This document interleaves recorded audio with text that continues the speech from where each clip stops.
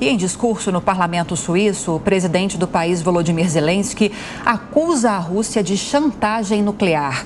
A ONU divulgou hoje que ao menos 847 civis já morreram em consequência desta guerra. E para falar sobre o conflito na Europa, está conosco hoje o professor Marcelo Suano, que é professor dos cursos de Relações Internacionais e Direito do IBMEC de São Paulo.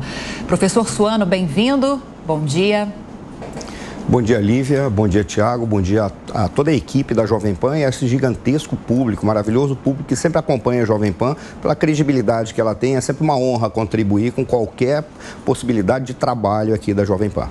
Agora, professor Suano, já abri a participação do senhor hoje falando sobre esse discurso de Zelensky, mais um discurso que entra no que nós chamamos de guerra da informação. De um lado, acusações de que a Ucrânia, até inclusive do lado russo, com certeza, né? Claro, está forjando ataques para matar todos esses civis, não com essa consequência esperada, mas como uma consequência que haveria de acontecer diante de ataques tão brutais.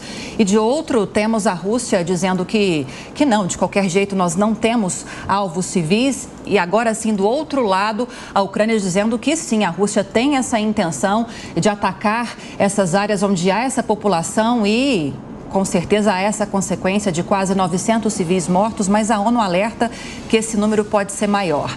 E, inclusive, essa acusação de Zelensky de chantagem e ameaça de uso de armamento nuclear pela Rússia.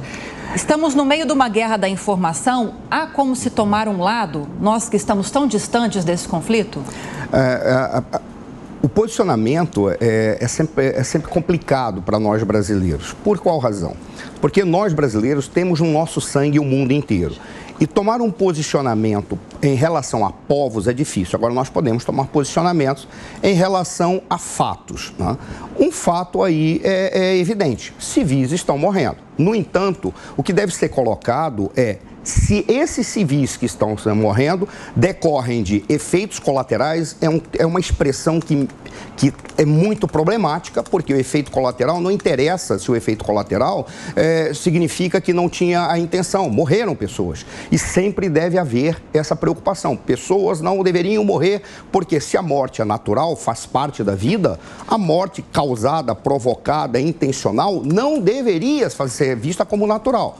Essa é a consideração. No entanto, nós temos uma batalha num outro campo, que é a batalha da informação. Alguns dizem que isto é intencional, ou seja, existe o dolo por parte do governo russo de matar civis para intencionalmente trazer o terror à população civil. Os russos dizem que não. O que eles estão buscando é apenas atingir centros ou atividades ou postos estratégicos, e ali, inclusive, já houve a informação disseminada pelo governo russo de que, na realidade, em algumas ocasiões, o próprio governo ucraniano ou tropas ucranianas utilizaram civis como uma espécie de escudo humano. Ou seja, isso seria crime de guerra, se porventura se confirmar. Mas nós estamos numa batalha de informação. Na realidade, a única coisa que se pode medir é que há civis que estão sendo mortos.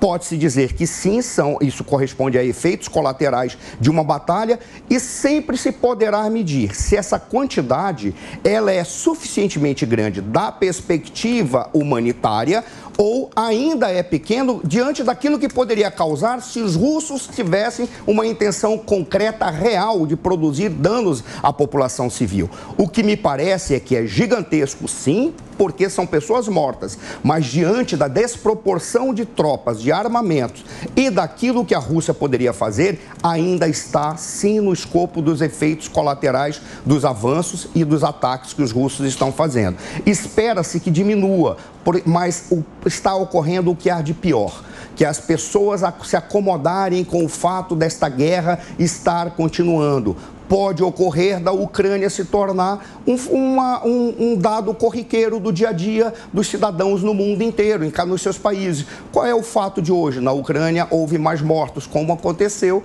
na época da Covid. Quantos mortos ocorreram hoje? Ao ponto, como nós conversávamos antes aqui, a coisa mais chocante que tem quando as pessoas falam: nossa, hoje morreram apenas 1.000 pessoas, porque no mês anterior morriam 2.000 por dia, como se morrer 1.000 pessoas fosse pouco. Não, não é pouco. Mas as pessoas começam a achar que isso é normal. Hoje morreram apenas 50 civis.